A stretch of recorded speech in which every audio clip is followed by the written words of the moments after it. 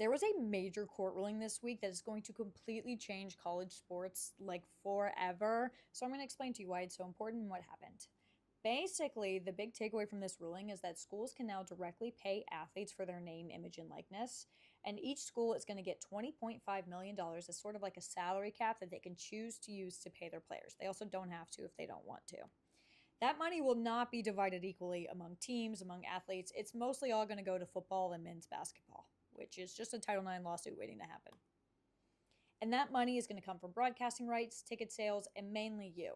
A lot of schools like Tennessee have already come out and said, you know what, we are going to raise our ticket prices. That's going to go into this fund so we can get the best talent here. But it wasn't enough for Nico. We'll move past that though. So with this, are NIL and collectives still a thing? Of course they are.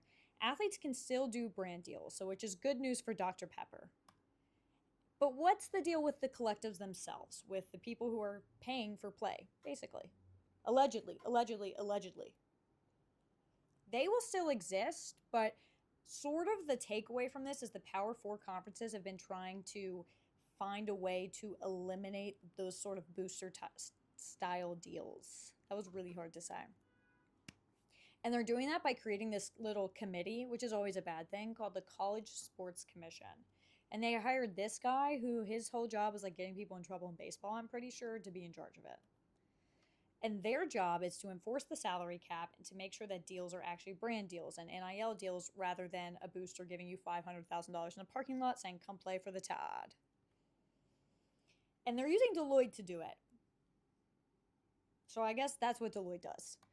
And Deloitte, they are putting together a software called NIL Go, where student athletes will enter in their NIL deals to this software, and Deloitte will say, okay, great, good job, we think that's a good deal, or no, we think that's a booster deal. And they also have the ability to look at a brand deal and say, we've looked at market value, we're using the numbers and the research, and we don't think that a $50,000 offer for that deal is appropriate. It's more like $25,000, which is nuts. That's crazy. And that's going to cause a lot of lawsuits as well.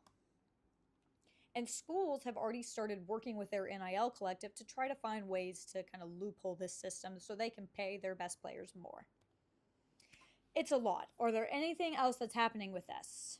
Yes, roster limits, which is very sad. So there's going to be no more walk-ons, and non-revenue sports are really going to be hurt by this, and they already kind of have. Yeah, it's a lot. When does this take place? When does this start? July 1st, 3 weeks. And that's the cops coming for him right now. 3 weeks. I'm sure everything's going to go super well.